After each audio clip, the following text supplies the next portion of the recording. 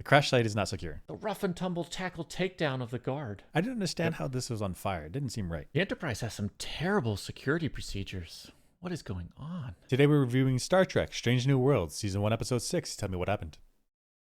We start out with the Enterprise arriving at the Magellan system.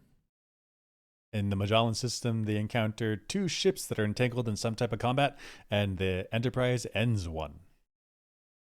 And then Pike's former lover, maybe Alora, beams aboard. Mhm. Along with her comes the first servant, who is this young kid, a little bit plucky. He's super smart, quite a genius, and he's got some quantum medical tech attached to him. Then a security team, which is La'an and Uhura, they investigate the fallen ship, but all they find is the special coin. That special coin, however, is specifically for the Royal Guard, which means if they found this on that ship, there's some type of dissonance going on in their society. Yep. And Pike and Alora, they hook up. Get a Pike. Look at them delts. Oh, yeah. The first servant returns to Majalis. Oh, yeah. And the first servant goes super slave by hooking into the computer. It's locked Controls in something right on there. their society, whatever it is. And then Laura explains to Captain Pike what the first servant does in their society, and he is not happy. Yep. And then Elder Gamal finally shares some science with Mbenga. And then we wrap up the episode with Pike contemplating what he had witnessed. Oh, yeah. All What'd you think about the episode? For me, this episode, what do I give it? I give it an 8 out of 10. I really liked this episode. Yeah. The reason I like this episode is because it was a bit slow, but it had interesting world building. Like the Magellan people had this interesting world with, I don't know, cool stone structures and fashion. I really like that. They had great design. You know, they were like floating. I kind of like it. Yeah. Also, a good point is Pike got laid. You know, he's got needs. Hey. Mhm. And in Star Trek, Captain Kirk is getting around, and Riker is getting around, so Pike gets himself some too. Also, Laura gets herself some, so it's kind of realistic. Although, what is Pike doing? This is negotiations. There's problems. We'll talk about it.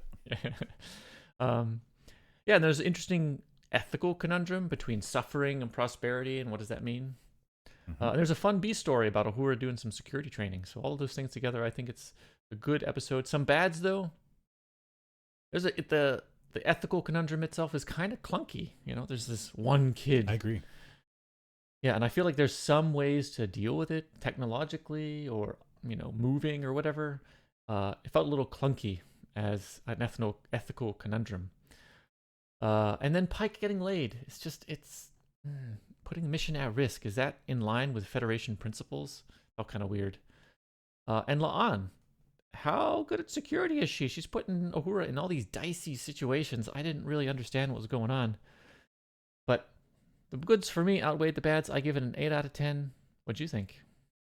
I also gave this episode 8 out of 10. It's quite good, quite happy with it.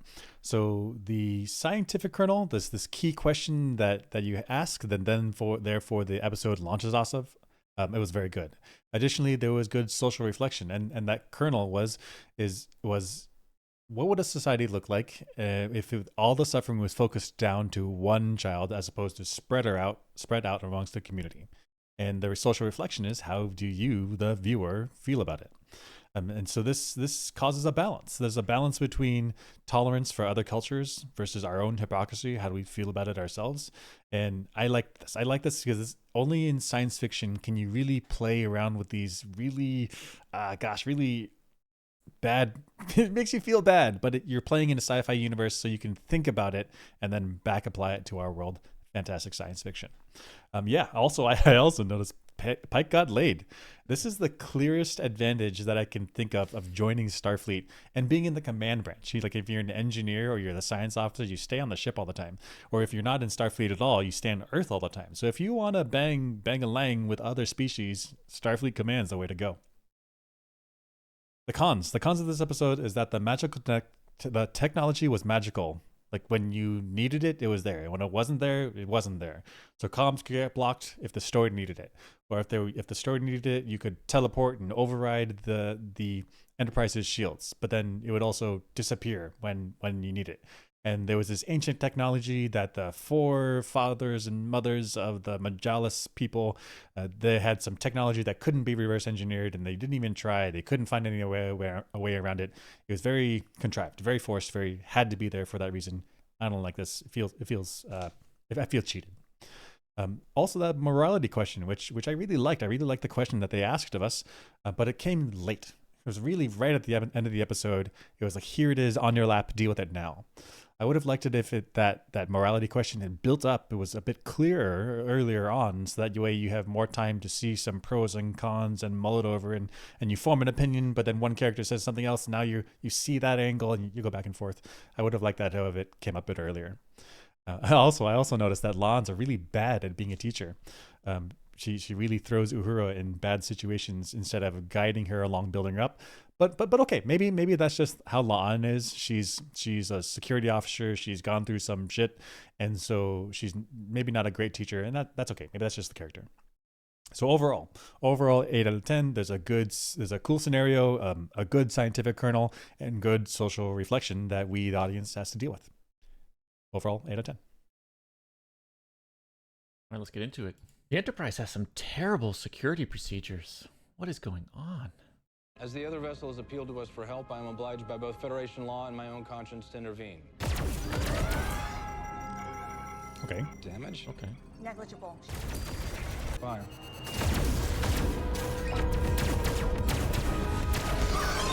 Shuttle is hailing us, requesting immediate evacuation. Prepare to beam them aboard. Let's go meet our guests. Okay. This is where I have a problem. Okay. Lieutenant Pike? And Laura? What's the problem with that? Okay, so the problem is the crew is watching this scenario play out. There's like two ships, they're battling. They're like, what? Why are they firing on one another? Why are they firing on us? They don't have the tech to fire on us. We're way more powerful. And the crew is kind of confused.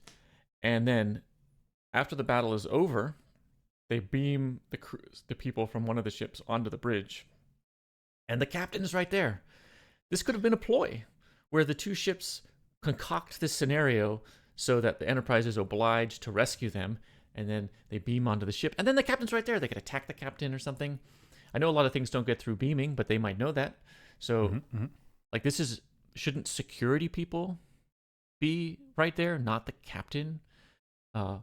And why are we beaming people onto a ship into an unsecured pad from a scenario we don't understand? Like, this could be terrible. Like, if I'm the enemy, I'm concocting scenarios where I can get Starfleet's obligations to work against them and sabotage the ship, blow up the ship, something. So you're exactly right. You have the captain and the first officer right in front of these people, and it turns out that this Alora is someone that the captain knew, but they didn't know that until they teleported here, and the captain and Alora saw each other. Like, oh my gosh, I remember you. But this could have been anybody. And heck, even if this was someone, I mean, it is someone that the captain already knew. Who knows what her allegiance is now? Right. She could have had some bad stuff happen. Now she's anti-Federation. She could like rush at the captain with a knife, or I don't know, some type of bone protrusion that pops out. That like a little Wolverine action going on.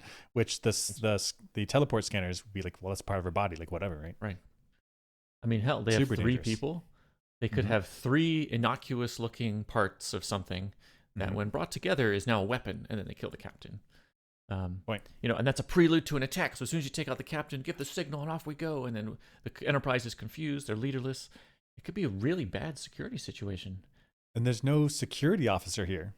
Like none of these three people, they're only people in the room. None of them have a phaser. What if stuff goes bad?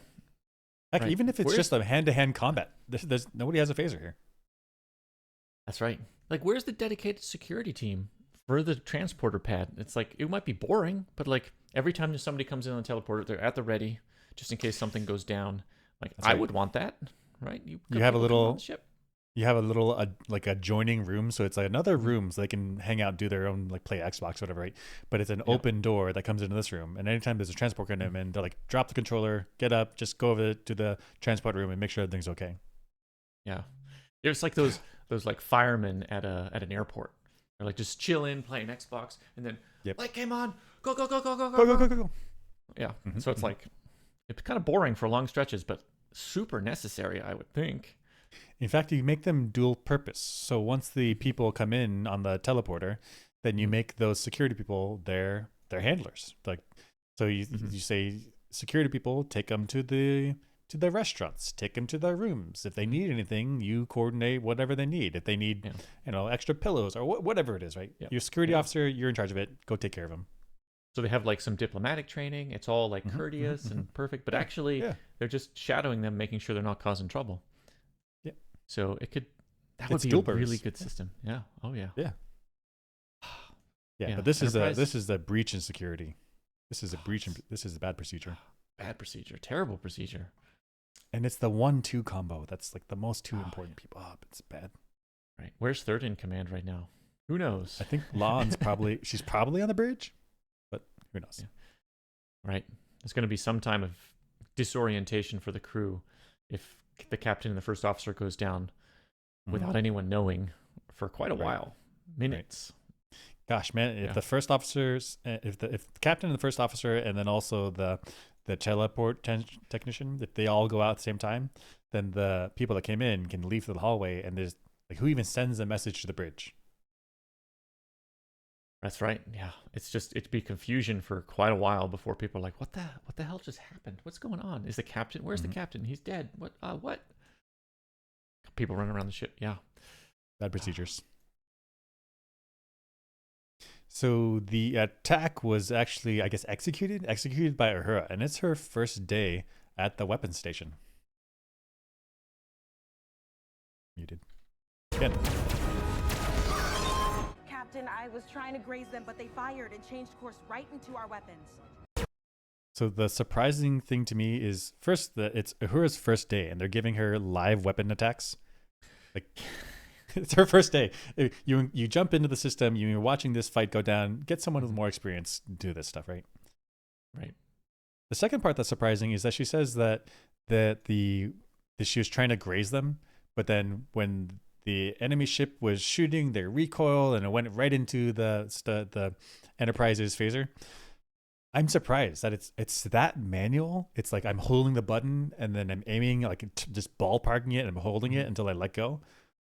But you have computers. Your computers can respond very quickly. Why don't you just do a little like target their main body, go out this many distance, and then try not to mess them up.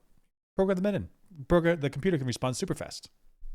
That's right. So if you have coordinates on the ship or like a location marked on the ship by something, and then the computer is in command of, actually aiming, because it could have microsecond reaction times, whereas a human's like 100 milliseconds, 200 milliseconds if you're good. Right. It's just not enough time. So you could do target positioning with the human, but then allow the computer to use its reaction time. So this doesn't happen. What the heck? Like Weird, right? Weird. They really like threw her in the fire. God, the manual aiming, it's asking for disaster, which is exactly what happened. I mean, heck, you could even do a manual aim, but then have the computer do a pulsed quick on-off. Give them a little pulse. Well, yeah. Or you could have a do not hit zone. Like if it's the engines and you start aiming at the engines, it turns off. But that's target their overcomplicated. target their non-vital components. Instead, they like mess this ship up. Fully on explosion stuff. Yeah. Starfleet needs a full rework and debrief of this situation, because this is a screw up, like real bad. You've got an inexperienced person doing the firing without computer controls. Yeah. They inadvertently blow up a whole ship that could have caused deaths. Like, what are we doing here? What if this is a small private ship, but then they have like a big old army somewhere else? This could have been a real interspecies issue. This could have started a war. Could have started a war. It's not. Come on, Starfleet, get your But I guess procedures down. Pike's command is in the old Starfleet, kind of, right? Because it's TNG, then a whole bunch of other stuff. So I don't know. Maybe they're still figuring it out. All right. Yeah, maybe. Yeah. This was cool.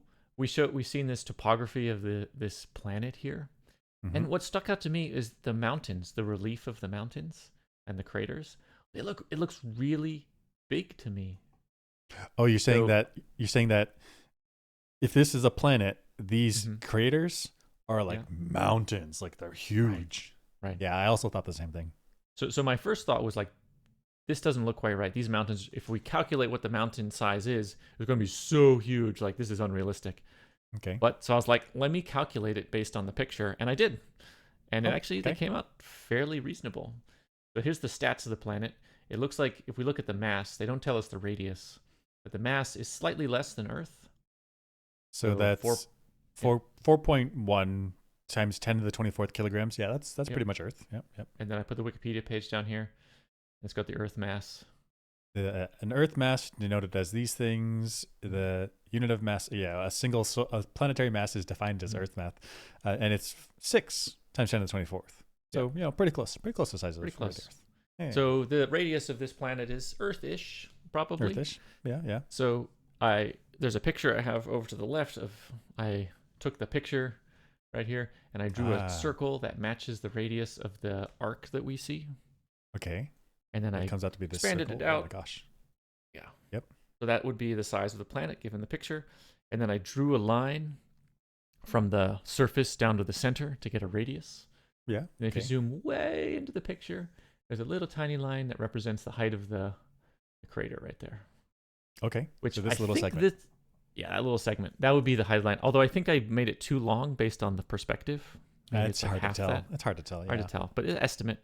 So that length, that tiny line is the height of the topography, and then the big yellow line is the radius of the planet. Okay. And then I counted.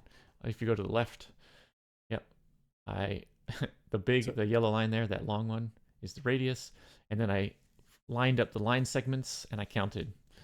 Oh my So if you gosh! zoom in all the madman. way. You did this. Okay. Yeah.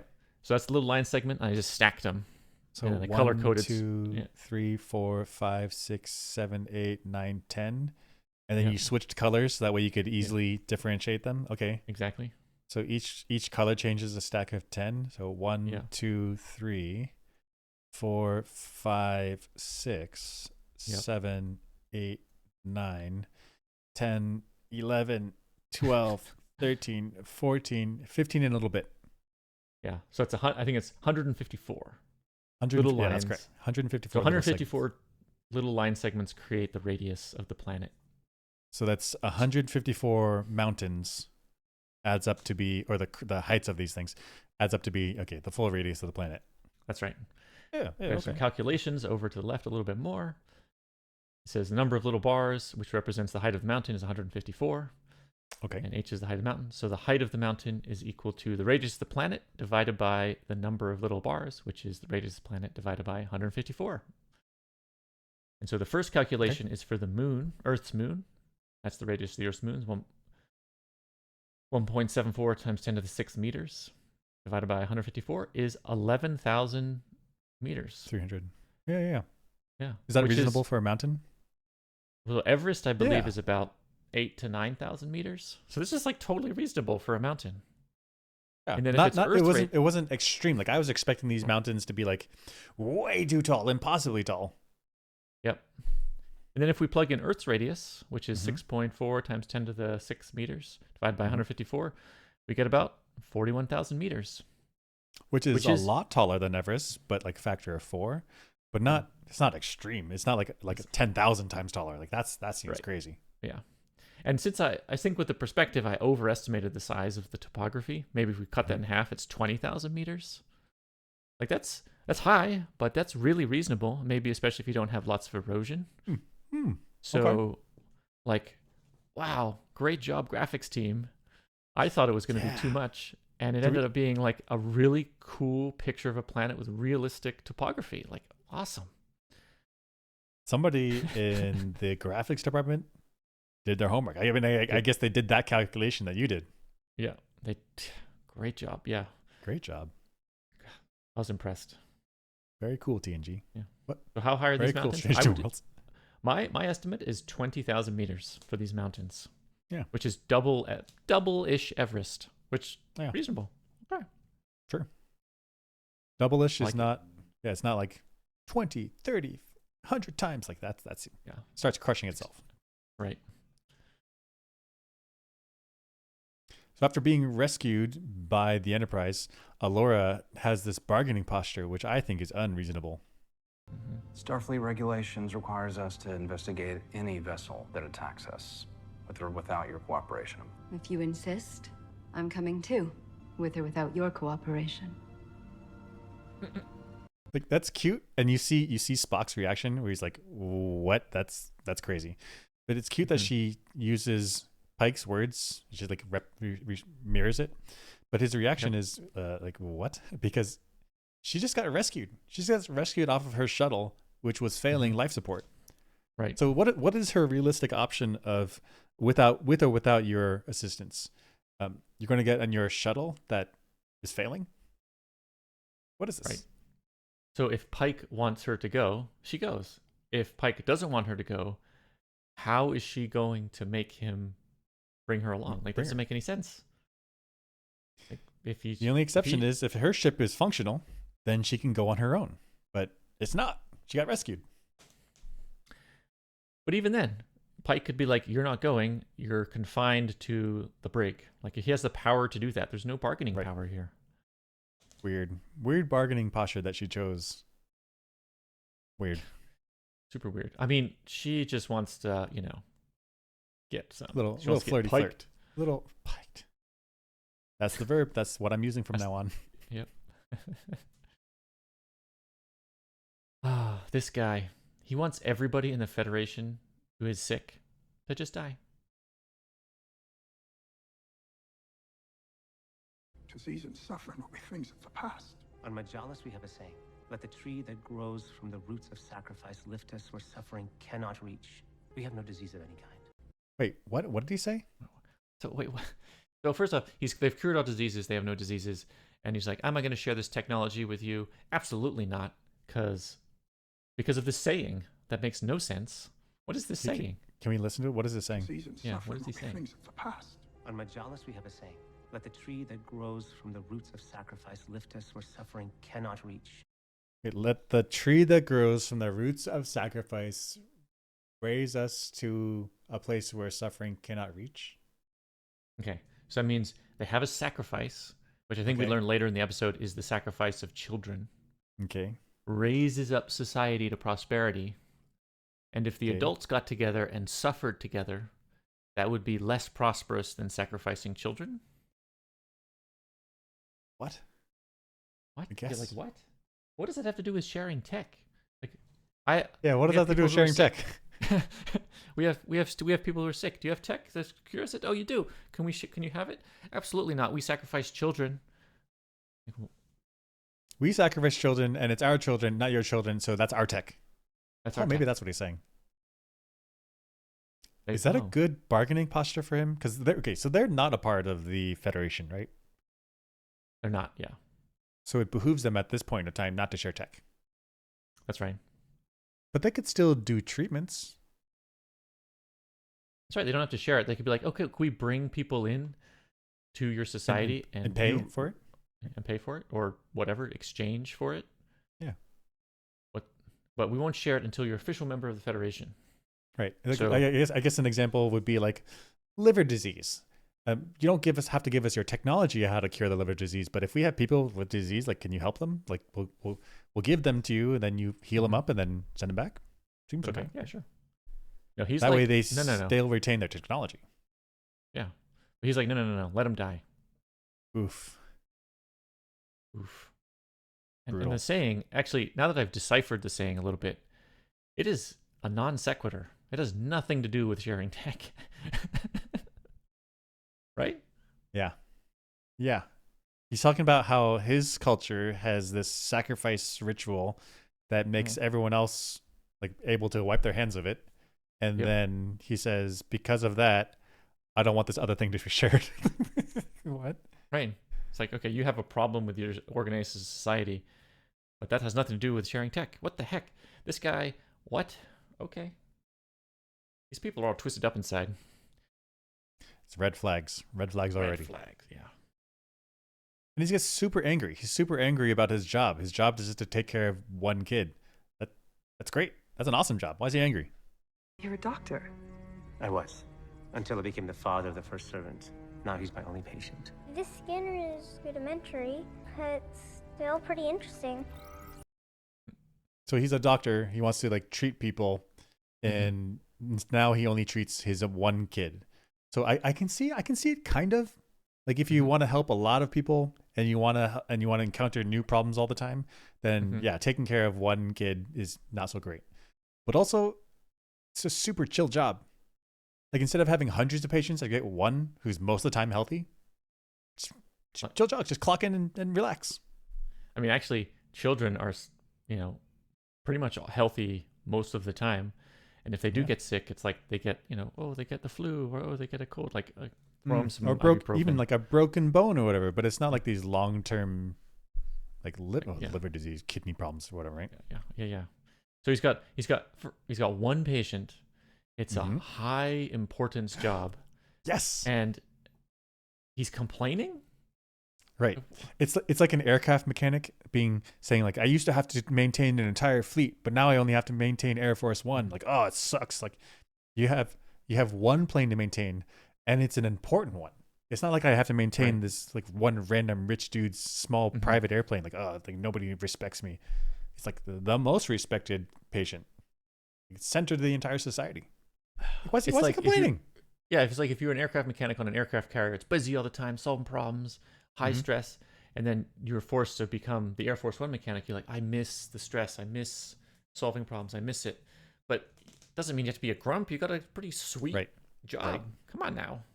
I see it if you thrive off of that pressure, but at the same time, you have a much more chill job. Oh my gosh! Like imagine if you were on an Air Force carrier, a good example, and you had to be the chef for like 9,000 or 15,000, whatever it is.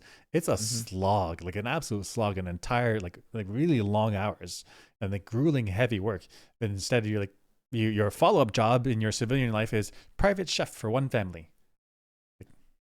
Super chill. You cook for a few hours and then go relax.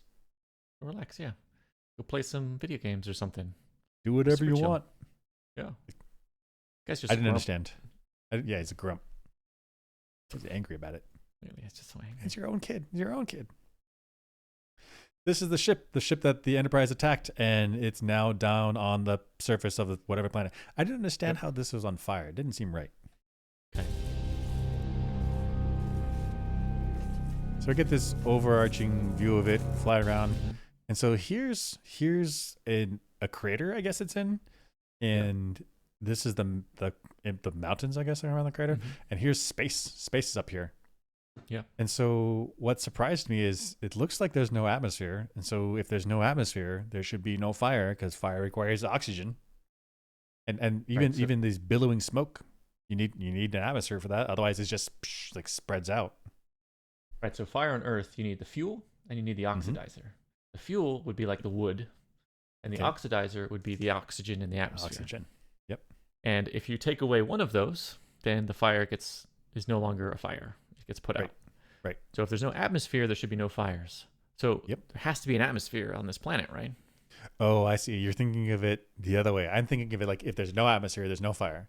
And I'm thinking that whoever animated this got it wrong. But you're saying they did it right, and I'm wrong in my assumption there's no atmosphere. So the fact that there is fire and the fact that there is smoke that's like in a column going up means there must be atmosphere. Right, because if the smoke of being in a column means it's floating up on the atmosphere because the heat is probably rising at that point. Whereas if it was no atmosphere, as soon as the smoke left the fire, it would be on a it's ballistic trajectory. It's everywhere. It spreads out all over the place. It could fall back down to the planet in like a parabola, or it could reach escape velocity and go off, and escape entirely. But it would be very different. I have scientific experience of gas jets in a vacuum. And so if you have a gas jet here, when gas exits, if it's subsonic, it's very rapidly like spreading out all over the place. And that now when you scale this up to a planetary scale, what that looks like is like straight trajectories all over the place. And then eventually when it slows down, falls down onto the planet. The gas falls down onto the planet and sticks somewhere. Exactly as what you said. Yeah. I guess if it's subsonic gas, then it does this pressure expansion. If it's supersonic gas, it does an immediate ballistic trajectory for each atom. Yep. And then if it's particulate with no atmosphere, I think there is no such thing as sound, right, with particulates. It's just immediately ballistic. Is that right? I guess it would go along in the same direction as whatever gas is coming out with it. That's and right. so it would like And shoot up into space, but then slow down as if it doesn't have escape velocity, which we discussed in one of our science shorts, and then it'll fall down to the planet eventually. Oh, I see what you're saying. So if there is smoke coming from a fire in a vacuum, it would be on a ballistic. The particles in the smoke would be on a ballistic trajectory if it's in a vacuum. But for quite a mile, it might not be in vacuum because there's maybe gas getting emitted by the fire into the vacuum, which would then pull the particulate along until it was able to escape the gas or became too dispersed, and then it would be ballistic. Okay. So I guess the question is, does this planet have enough mass to have an atmosphere? And you got this. You got this. I think so. Yeah. There's the stats right there. So it's approximately Earth-like. Yep. So reasonable that it would have gas. Even in fact, this tells us atmospheric composition, but in percentages, I don't know. Whatever that. Yeah, I guess oxygen being 21% is plenty to create fire and provide the oxidizer for the fire. I mean, this is a higher percentage than Earth rate. I think we're at like 18 or something. I don't remember. I thought it was around 20%. I just remember 20%. Something like this. Yeah. Something like this. So, in summary, this is very accurate. Yeah. Another it's win totally for the reasonable. graphics team. Very nice. Okay, but followed up by La'an doing some bad leadership. Life signs? No reading. Oh wait, so they explore the ship, and La'an's in the command of the away team. Here we go. Nothing's in here. Let's sweep the area. Be alert for any surprises they left behind. Reasonable. Okay. Congratulations, you just flunked lesson 3 of security. Let your tricorder do the investigating. Some Klingon ships are equipped with the scuttle system. Even the lightest touch could trigger an auto-destruct sequence. Okay. Reasonable so far, yeah. Okay. Think we're in any danger of blowing up? Luck runs out fast, Cadet. Next time, be more careful. Okay. So Lon says don't touch anything because it could be connected to a scuttle device. Scuttle device is if you think the enemy is going to capture your ship, you don't want them to capture your technologies or your weapons, so you just blow the whole thing up. Forget it. Scuttle the ship. Okay, so Lon's like, don't touch anything because it could activate a pressure panel, which then scuttle the ship. But they've been walking in here. What if one of these plates is like all the Klingons, for example, if the Klingons are like, don't step on this panel because it has a pressure plate, then La'an doesn't know that. She could have stepped on it. Or if they're like, we're going to crash, enemy going to capture us, now activate these panels. But normally they're not activated electronically or whatever. She could have set it off already. That's so true. That means she's relying on Starfleet intelligence about scuttles. So in previous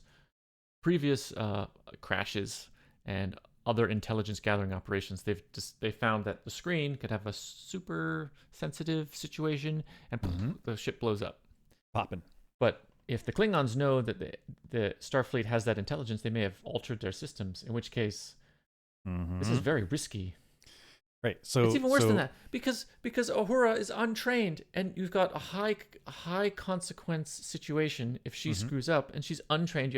La'an hasn't shared the intelligence with her. What is she doing? Uhura's untrained because she's doing this like training exercise. She's a cadet. She's studying under each department a little bit at a time. Yeah, you brought a newbie. You brought a newbie with you on this mission who's like fumbling around in this high consequence situation where if she messes it up, everybody could die. La'an makes another mistake. She's like, don't touch anything. You let your tricorders do the sensing. But what if this panel is just programmed to read Federation tricorder signals, Federation EMFs, and then now it's activated? So La'an really needs to bring, for this situation, she needs to bring somebody who's trained up, who knows how to like run through checklists and make sure that systems aren't activated. Somebody who's trained up on this.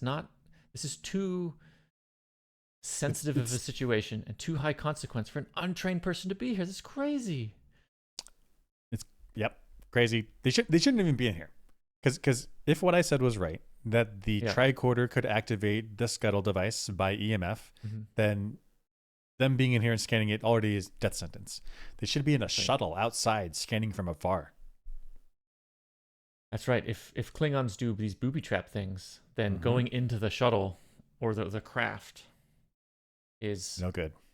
You got to be really secure in one until you got to really secure it before you go in, and even then it's risky.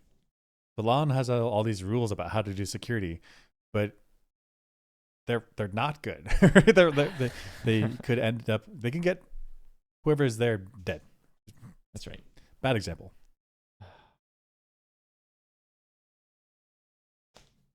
Okay, she continues. It gets worse. The crash site is not secure. Investigate. Next one. Crash site is secure, Lieutenant Spock. So Lon announces Looks like it's they've secure. beamed out. Okay. Crash site. So she says, Mr. Spock, it's secure. Bring in the VIP. So okay, let's look at this away team. Let's look at this landing party. It's Uhura, who's a trainee. Yeah. La'an, who's head of security. Yeah. And then they have Spock, who's a science officer, and the VIP. There's 4 people. There's only 4 people on this away team to this ship that they are unfamiliar with. They're scanning right now to see if there's booby traps. The crash site's not secure. There's only 4 people here. Like, what if there's somebody behind Spock? So so La'an fully trained. Yep. Spock probably has training, but he's science specialty, so he's probably not trained for all things. But he's trained enough not to be a liability. Then we've got an untrained person, Uhura. That's the liability. And we've got a VIP from a foreign, not even outside of Starfleet. Foreign planet. Yep. So you got 2 liabilities, untrained and a trained person. This is a terrible situation. The ship's just not safe. And then she says like, the ship is secure, but if we look at it, they just entered. They just entered half of this. They've searched half of this one hallway. No, it's so there's ridiculous. There's this whole ship. And they've gone this far in this one half, and like the whole crash site's secure. Like, you didn't go into here. You didn't open any other doors. You didn't check back here. Right. This is actually. I mean, it's not a huge ship like the Enterprise, but it's a ship with like a crew, like lots of space. Like, this is a big job. Like, they should land the shuttlecraft, set up camp, get all the scanners, get the teams going. Like, this is a big job to secure this thing, right? Uhura scanned one panel, and La'an's like, crash site secure. Like, no. Hard no. Super no. Super no. That could be one of these like Dune things where someone is hiding in the wall for a week. That's right. And if it was a Starfleet ship, yep. If it was, if it was Starfleet, so there's not going to be any funny business with booby traps or anything. It's still like a crash site with like structures that could collapse at any moment. Right. What if there's some unstable fuel thing going pop? It's like running out of confinement power, and then the force field breaks, and now it explodes. Yeah, right. So even if it's not an enemy ship, it's still not secure. Like, what the heck? She's checked half of one hallway. Site secure. La'an. Are you qualified for this job, La'an? Should you be doing this? She needs to get out.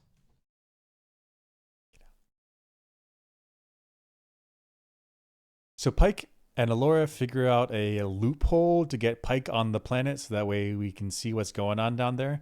However, this is a breach in security for Alora. Okay. We're a private people. Foreign representatives aren't welcome. But a friend. You can have friends, right? She does this like slow smile, like, oh, we figured out a loophole. But if they're private people and they don't want foreign dignitaries, foreign representatives, then that's their culture. That's their rule. And so whether or not Pike is their friend, that's what he's doing. He's being a foreign representative. And so like, well, we're technically not a representative. We're just a friend, even though I'm a commander of the flagship. This is a breach of security. Some things are more important than culture and private culture. And that is, Allura needs to get her some. That's right.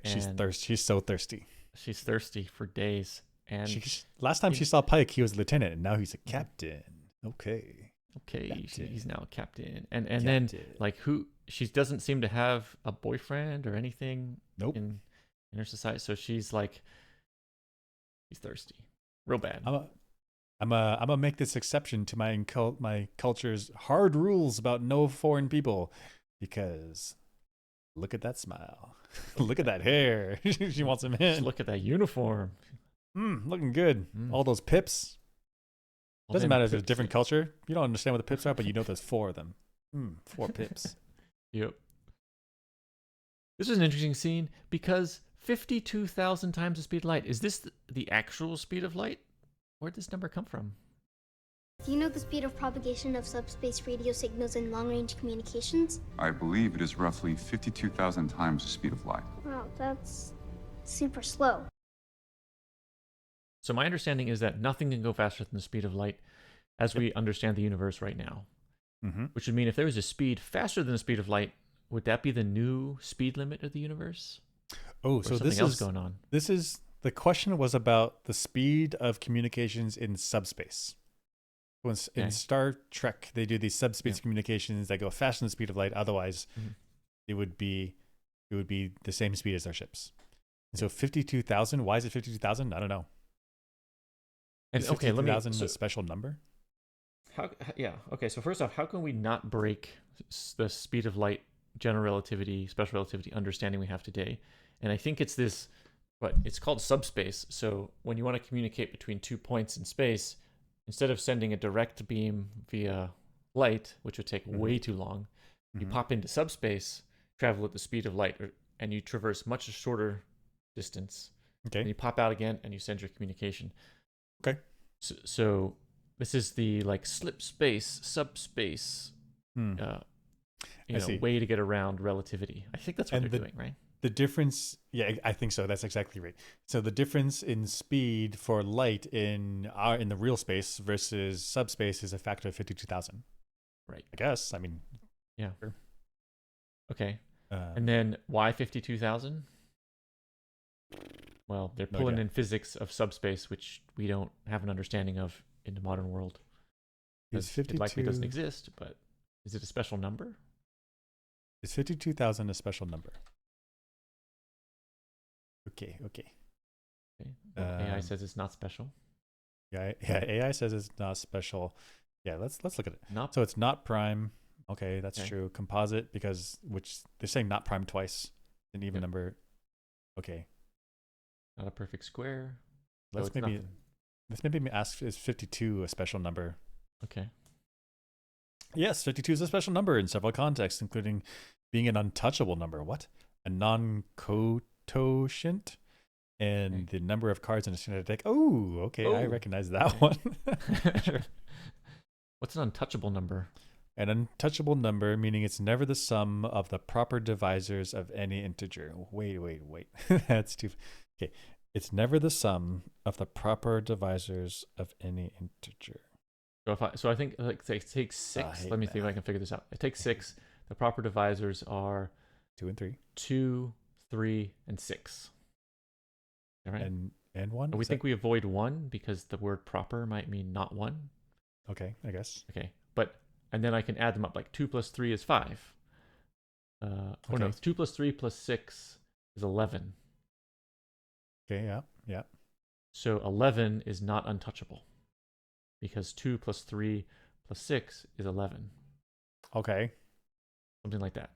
So 52, take all the numbers less than 50, or all numbers, all integers, take their divisors, add them up. Those sums will never add to 52. Okay, cool. Okay, so as a physicist, like, okay. But maybe these means something important in the math world. I don't mean it in a bad way. I mean, like, they have their things that are interesting for them.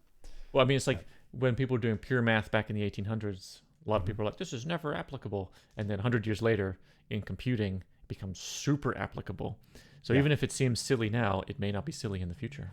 So that's a very good point. I mean, that's the same story as quantum mechanics, where physicists encountered quantum mechanics and then they looked over at linear algebra like, oh my gosh, this is the same thing. This is exactly what we needed. It's already been solved by someone 100 years ago.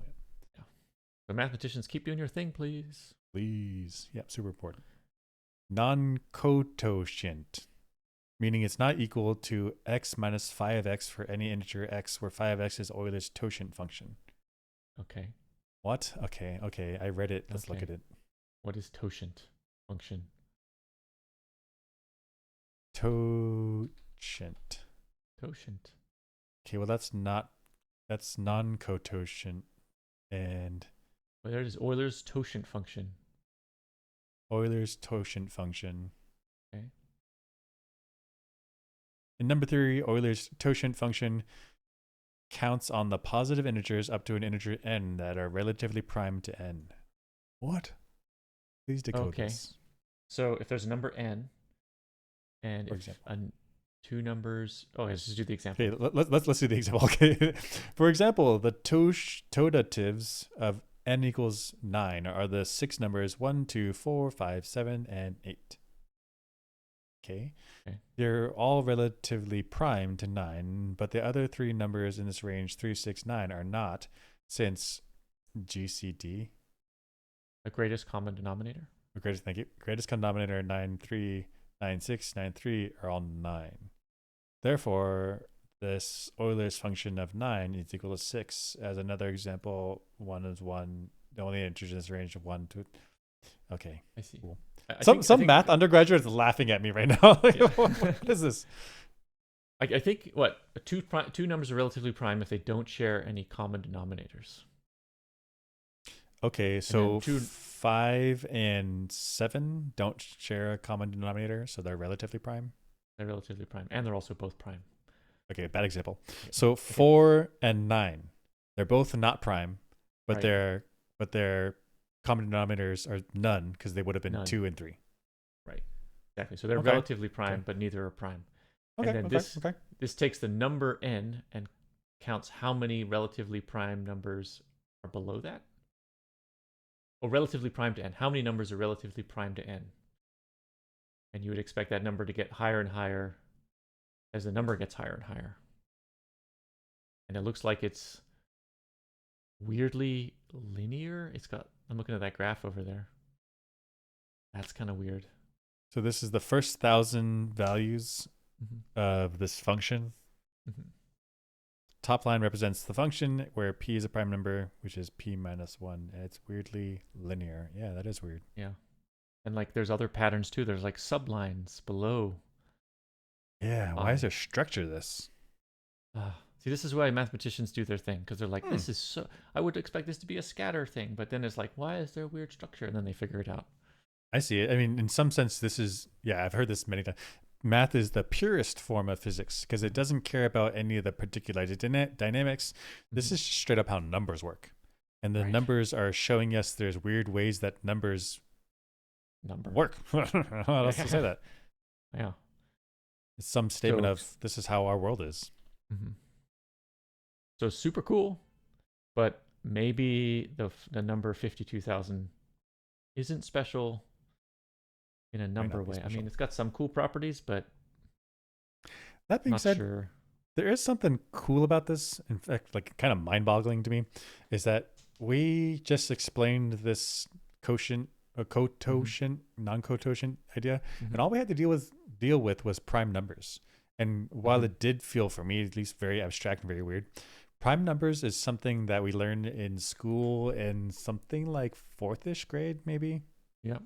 4th-ish. So that's a 10-year-old, maybe 11-year-old. Yep. And so you can get to some high-level math with just the understanding, like the minimum parts you need was prime numbers, which people get access to when they're 11, 12 years old. Yeah, it's even cooler than that. If you know Goldbach's conjecture. I don't. Let's look it up. As soon as you learn prime numbers, you can immediately say an unknown problem in mathematics that nobody has solved ever. Like, wow. Oh. Okay, first let's read it. Goldbach's conjecture is one of the oldest and best known unsolved numbers and problems in numbers theory and all of mathematics. It states that every even natural number greater than 2 is the sum of 2 prime numbers. Is there an example of this? Easy example. Maybe you can give us an example. Let's see. The number 10 is 5 plus 5. Yep. So 10 is the sum of 2 prime numbers, which would be 5 and 5. Also 7 and 3.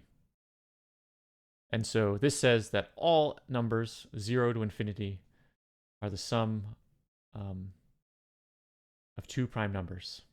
And I think this has been tested through computers all the way up to like, 10 to the 50 or whatever, some huge number. Huge. But it hasn't been proven for all numbers yet. So it's such a simple statement that you could teach somebody like a 10, 11, 12-year-old who just learned prime numbers. You could teach him a problem that has no known solution. Like, wow.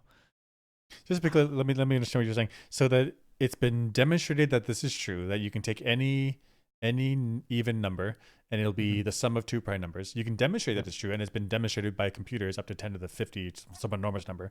But the fact that it works is different than the fact that it should work. So it's not been proven. Like it should be true for this reason. It's just so far we're like, yeah, it seems to be working. That's right. We can't do an exhaustive search because we would have to do it for all integers. To infinity. It's never going to happen. Infinity. You can't do an exhaustive search. You can't. So you'd have to come up with some reasoning of why it's true for all integers, and we don't have one. Like crazy. What a simple. That's incredible. That's incredible that all you need to know is prime numbers and addition, and that's like 4th grade, maybe 5th grade knowledge, and you could immediately at that age, it's someone's youth, so that's like 10, 11 years old, they could be exposed and start tackling this unknown, like unsolved mathematics problem. Like the barrier to entry is pretty low. Pretty low, yeah. Incredible. I wonder, we shouldn't look it up now, but I wonder why that's such a hard problem. Like, why do people know why it's hard? Also an interesting question. Seems like it's easy, but hard. It's like so easy in concept, but to prove it is challenging. Right. I'm not a mathematician. Back to the episode. It's so weird that Pike gets the rough and tumble tackle takedown of the guard.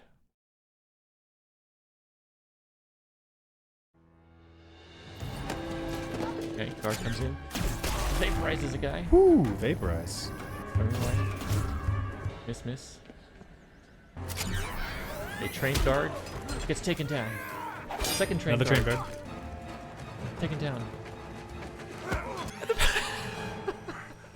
Comes in with the tackle. He tackled him. So he's got a phaser. Yeah. But he tackled him. Yep. And how did he get close to the guard? Because the guard knows how to use his spear thing in close range. He also knows how to use the spear long range. It vaporizes people. The guard does not use the spear at all and just gets tackled by Pike. What is this? Yeah. Okay. So he rounds the corner. He's got a clear sight line. He can see the guy in yellow. Yeah. You can see the guy in yellow charging at him, and his weapon is not at the ready. Neither in the long range, like the shooty type, or in the short range, like ready to fight you off with like a rowboat oar. And this isn't some like untrained guy. No, this is like a royal guard or whatever. So he's ready to fight. Like he knows he's elite, and he got so something like bent out of shape, emotional, panicky, that he doesn't even see Pike coming. Situational awareness is trash. Look at this background. Bunch of gray, bunch of green, bunch of shadows. This guy in yellow shirt. I don't even notice him. Right. In the sun. The background is in shadow, and he's running into the sun just to pop out of the background there. There's no visibility problems. And Pike gets the tackle. Also, what is Pike doing? He's got a phaser. Why are you going in for the tackle? It doesn't make sense. Pike could have been hanging out here around the corner, just poking his head outside, and then poke around, stun, done. Right. And he has a stun setting. So if he doesn't want to kill the guard, he puts it on stun, knocks him over, and then he can interrogate or do whatever. Why are we going in for the rough and tumble tackle? Are the phasers in stun mode? Are they single shot? Like you gotta like shoot once, you gotta reload. I think you can just pew pew pew pew pew pew. You just splash this entire zone here, just in a cone, just stun. If you accidentally hit somebody else who is in pursuit, well, it's on stun. It's okay. You're gonna kill him. It'll be fine. Yeah. It's like flood the zone with stun beams. I mean, what in the world? But look good though. Look cool. Kind of high on the tackle. I would have liked to have him hit in the stomach region. More classic football tackle. Came a little high. But if you're playing football, I've definitely seen football players, if they want to go for that big, intimidating tackle, they take the guy, they go high. Like a little bit high, right? Because you increase the moment arm and you like really mess people up. All right. Where if you want an open field tackle, they like go for the hips and legs just to make sure they wrap them up. But it's not that intimidating. Right. So Pike's going for intimidation. Well, he's got his girl in the background watching the whole thing. They haven't, consummated the whatever yet, so he's got to. But this helps. Himself. This helps make him look strong, a little bit powerful. This is elite guard, and Pike's like, I'm not going to do my little phaser. Like, no, I'm going to tackle him, buck him up. A big old tackle. What a weird scene. La'an puts Uhura in a strange situation. Starfleet wouldn't approve of how I acquired these, so I can't put them through the ship's translator. Fortunately for me, I don't have to. Following proper procedure would take weeks. You want me to translate all of these? Oh, you're a linguist, aren't you? Starfleet wouldn't approve of how.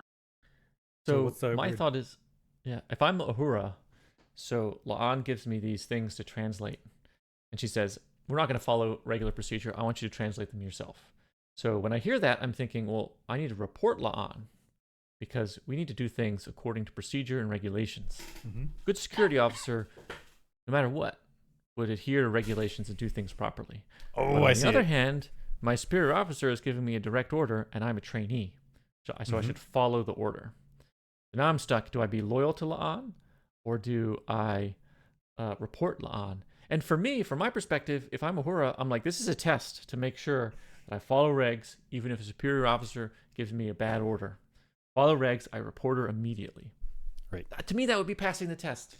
But it's a loyalty test and a security test. If a superior officer asks you to do something that could be compromising to the ship, do you follow them because of the superior officer, or do you prioritize the security? That's right. What a mind fuck! Oh my gosh. And here on Earth, right, you can't, as a person, a soldier or something, you can't say, I was ordered to do something, therefore everything I do is justified. I take out no responsibility. Correct. No, there are some orders you should not follow no matter what, and you take responsibility. You're legally required to refuse an order if it is illegal. You're required to refuse an illegal order. Right. So if this caused a problem and there was an inquiry, Uhura would be like, you're a Starfleet officer. You were told to do something against regulations and you didn't report La'an. This is on you. Uhura's in trouble. Yep. Uhura's in trouble. Correctly in trouble. So what the hell is La'an doing? This is such a mind fuck situation. Yeah. I'm Uhura. I'm like stunned into like, what am I doing? I don't even know what's real anymore. This would be a very good security officer test, but I don't think it ended up being one. I think she just wanted the intel. Which now the training is like, do what the security officer says, even if it's against regulations. Like, that's how you get to police brutality. That's a slippery slope there. That's not Starfleet embraces like rules and ethics structure and order for a reason. What is this? La'an. Should she be the chief of security? I don't know. I don't know now.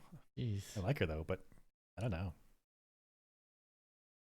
So the Enterprise uses its tractor beam, and the ship that they're doing the tractor beam on ends up blowing up. I don't actually understand how tractor beams work. Grabs it. They really want to play tug of war with us? Your stress is creating a catastrophic strain imbalance. We can't risk harming them. Disengage. Now, Mitchell. Blew him up.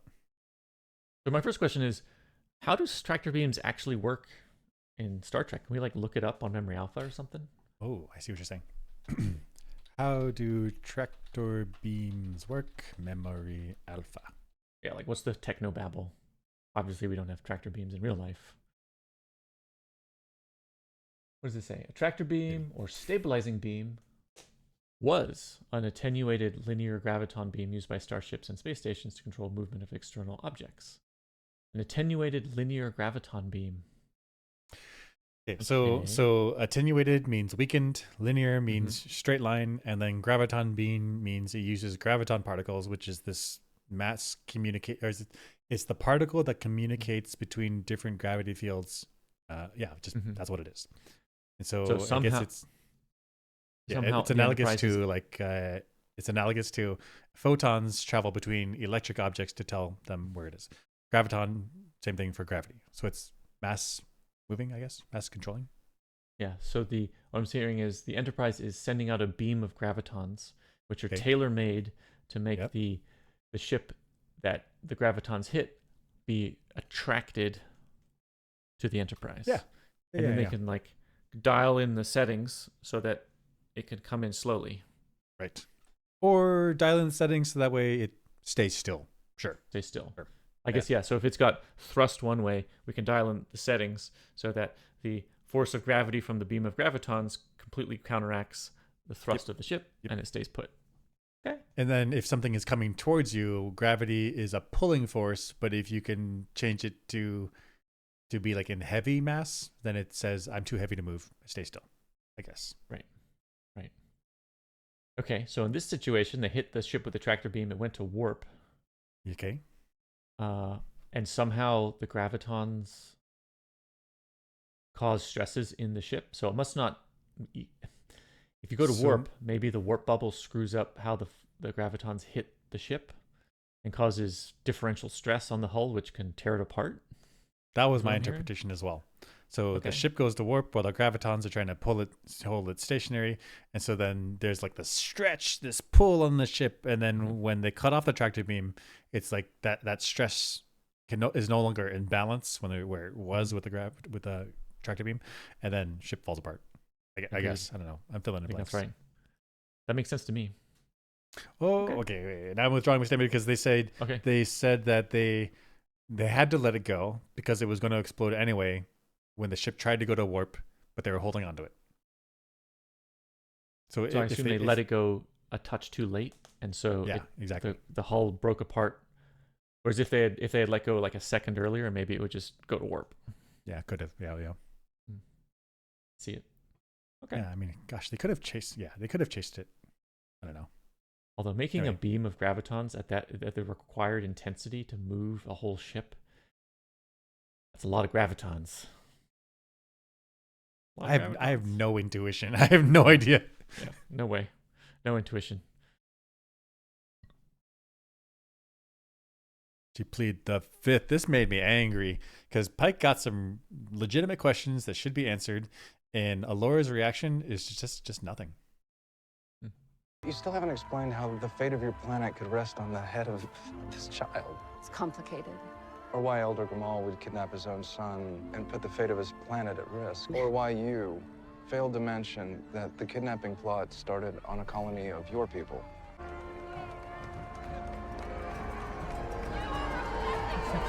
Okay, so I cut it for the last part was really bothered me. I cut it because otherwise we run into copyright problems, but I didn't cut any words. Like he asked this question about please explain why the colony the ship that attacked you at the very beginning, why did it come from one of your own people? Not like if aliens just hate you, like it was one of your own people from your own culture, they attacked you. Like what is going on? And she does this, she just like look away. I just look away and like, oh, look at the festival. Like I'm not gonna answer you. Made me angry. Well, I mean, she's playing Pike maybe a little bit, because they're doing the thing. And so she's got a bit of emotional leverage over him, but he's like, it's dawning on him that maybe stuff is not what it seems. Yep. And he needs to be a little more suspicious. Starfleet needs some red flag training. Because if you ask a hard-hitting question and the person you're asking just smiles and looks away and is like, look at this other stuff happening. Like, wait a minute, something wrong there.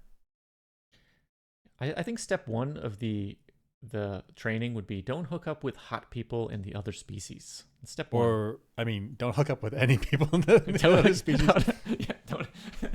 Don't hook up with anybody. Imagine if there was an alien species that knew what buttons to press on humans. Like they watched us, they figured out what how our sexuality works and figured out people's weaknesses. That would be incredibly powerful. Yeah. In terms of like espionage and like getting people to betray their own people, that would be super effective. Yeah, I mean, isn't this a big part of the spy game on Earth? Is like using That's right. emotional leverages and relationships and sexuality to compromise people on the other side. Get them to leak information. Yeah. Get them to put themselves in bad situations so they get kicked out. So if Starfleet is permissive with this hooking up with other species and being friendly and different things, like they're setting themselves up for exploitation in the spy game. Too risky. Should not do. Yeah.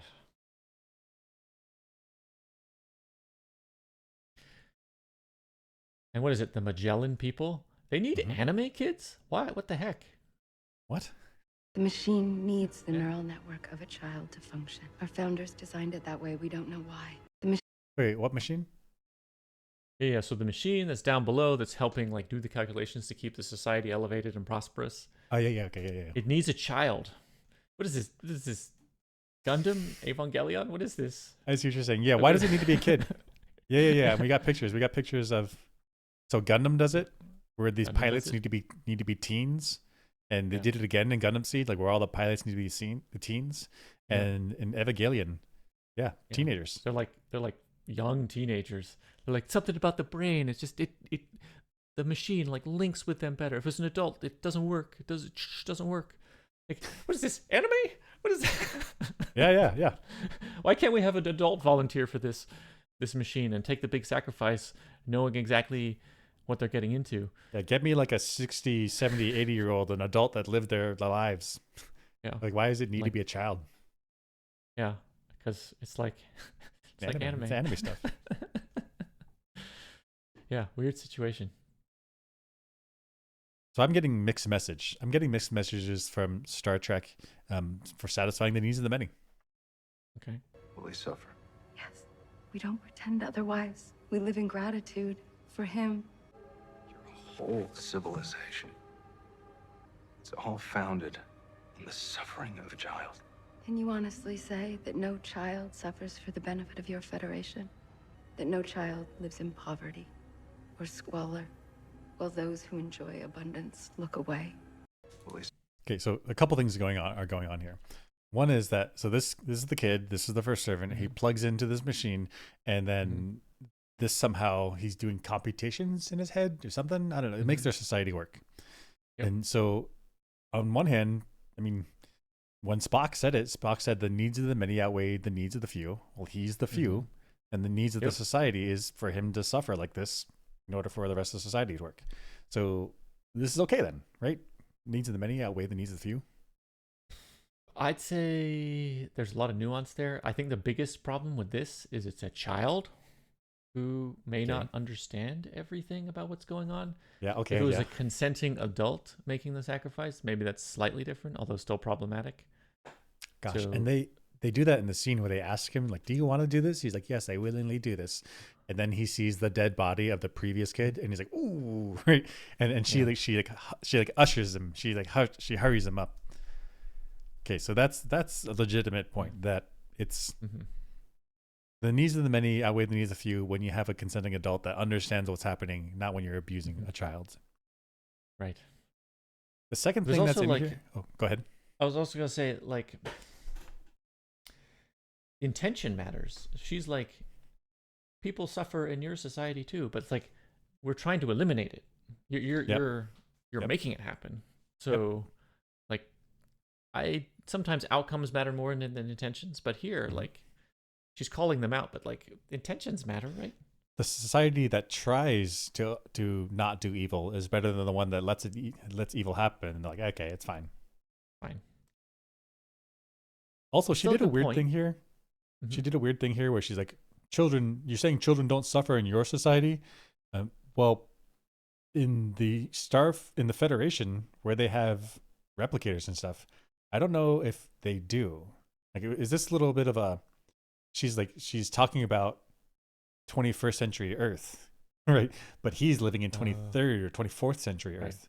So this is a little bit of a slip where I think they're talking to us, the audience, not to Pike in the world. Right, so she could be just saying trash right now, right? Because probably in Star Trek 23rd century, I think it is, compared to our world, there's very, very little suffering of children Now, there's probably some, relatively speaking, Sure. but they've eliminated a lot of diseases. They've eliminated a lot of problems. They have replicators and prosperity. I don't Compared to think they have our hunger world, anymore. Right. We have problems because we can't give prosperity to everybody around the world. It's Right. messy. There's problems. There's war. Yep. So she's like, your prosperity is slightly worse than our prosperity. Therefore, you're just as bad as us. Like, I don't know if that's true. I like that it gives me cause to have self-reflection on our society, but I'm not sure that this conversation should have happened, because she needs to compare her society to Pike's society, and in Pike's society, it might be similar or even better. I don't know. It's close. It's in the ballpark as hers. To be fair, she's doing emotional leverage, trying to win an argument. True. She's not actually trying to come to some sort of moral consensus. She's like trying to justify something that maybe internally she knows is not quite right. And so instead of dealing with that, she's going to lash out at Pike. Yeah. I know what you're saying. I know you're saying that I'm doing something bad, but you do something bad too, and yours is worse. Like, you're not actually addressing what he's saying, which is that your society does something bad. You're just flipping the script on him. Yeah. That's what I do when I have a moral conundrum. I just lash out at the people, accusing them of things that they might actually do to avoid self-reflection. It happens, and it is an effective technique. It is. But here we see the consequences of multiculturalism, and it's this emotion, this anger, this frustration towards each other. Let's see what the cause was. The only difference is we don't look away. The suffering is born on the back of only one. It's what makes it a sacred honor. It's why I choose our way. First chance I get, I'm reporting this to Starfleet. And what? We're not a Federation world. You have no jurisdiction. So there's two things here. One is that she has her own culture and Pike has his own culture, and they're separate. They're separate. And if we really want to have different cultures, and we want to, which we should, we shouldn't try to like monoculture and everyone absorb you in and delete your histories and delete who you are. We should allow different people to be different people. And if we really want to take on board that their lives are just as equal as ours, just as good, but they live a different way, then this is the consequence. This is the consequence. We're going to have situations where we look at somebody else's culture and we're like, I don't like that. I don't like that at all. But if we let them have their own cultures and their own way of life and how they see the world and how they think life should be lived, then things like this are going to happen. I think this is especially true because they're not in the Federation. So the Federation, that's the second point. Exactly. Yeah, they're outside the Federation, and so they have to live with peace with their neighbors as much as possible, which means they're not held to the ideals of the Federation. So we have to be permissive of whatever their culture allows, even if we disagree. And the Federation, they're bigger, they're stronger. They could absolutely just come in and just kill all these people. Just wipe them off. Like, I don't like how you live. You're done. Just toast. Just vaporize you. But the Federation's ideals are of peace, of tolerance, and acceptance. And so the result is you're going to find some cultures that you're like, I don't like what you're doing, but I have to let you be. Yeah. So how does that fit into the ideals of Starfleet and the Federation, where they're like, we're open, we're going to multicultural, let every planet come in and be one of equals. But at the same time, they have some principles about how a planet gets into the Federation, what principles they need to adhere to. Yeah. And some things are just not going to fly. That's right. You know? Right. Like, it was in the earlier episode, they said that in order for a culture to be taken into the Federation, you need to have resolved your internal conflicts first. We want to deal with you as one people. And that's why I think the first or second episode, the warp drive was found too soon. It was used as a weapon, right? And so the Federation is saying there's some minimum level of behavior that should be done. There's some type of culture that should have. Yeah. Otherwise, you're not allowed in our group. Right? And it is a supremacist ideology on the Federation in that, like, we have a set of principles that we would adhere to, and you can't come in if you don't adhere to them. And the principles the Federation chose, they must believe are superior to the ones they didn't choose. Therefore, it is kind of a supremacist argument. It's not even kind of. It's right. It's not kind of. It is a supremacist argument. It's an argument of we understand life and how it should be lived.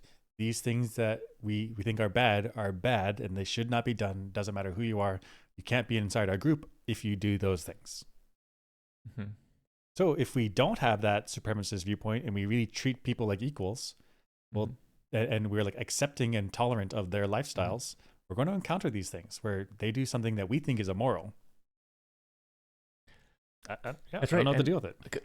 Gosh, from like the Klingon perspective, for example, we keep trying to like any planets on their periphery. We're like, come into the Federation, come in, we're tolerant, come in. And it's like eating away at the Klingon Empire and eating away at the Romulan Empire. Like, stop with your ideology coming at me. Like, stop trying to eat us. Like, stop. Let me live. Let me live my own life with my own way that I like with my people. Let me live. What are you doing? We're like, we're so tolerant. Come in. We're going to eat you. But when you're so tolerant, we want you to live our way. Right. Live our way. And we'll start taking your empire apart, but live our way. Is that tolerant? Is that tolerant? I don't know if it is. Or is that just an ideology spreading? I guess it is at the end of the day, because Starfleet could just wipe them off the planet, or wipe them off the space. Okay. Another issue. So Allura is like, this is our lifestyle. This is how we are. We sacrifice his children, and you can't judge us. But why are they doing this? So she says that without the sacrifice of the child, without the sacrifice of the first servant, their planet is covered in lava and acid, and all the floating cities would collapse to the ground and burn. Just move. just move. Like, you have spaceships. You can go to a different planet that doesn't have all this lava stuff. Just leave.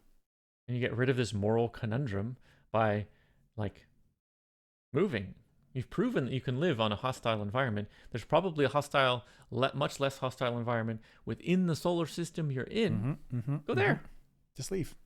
What are we doing? Then you could join the Federation or not join the Federation, but you don't have to deal with this moral problem in your own culture. That's right. Weird. You don't have to join the Federation, but you get rid of that stain. This anger, frustration stuff could be it was an avoidable problem. What are you guys doing? That would be the cleanest solution, and we've solved it for this planet. But for now, that's the end of the episode. See you guys next time for episode 7.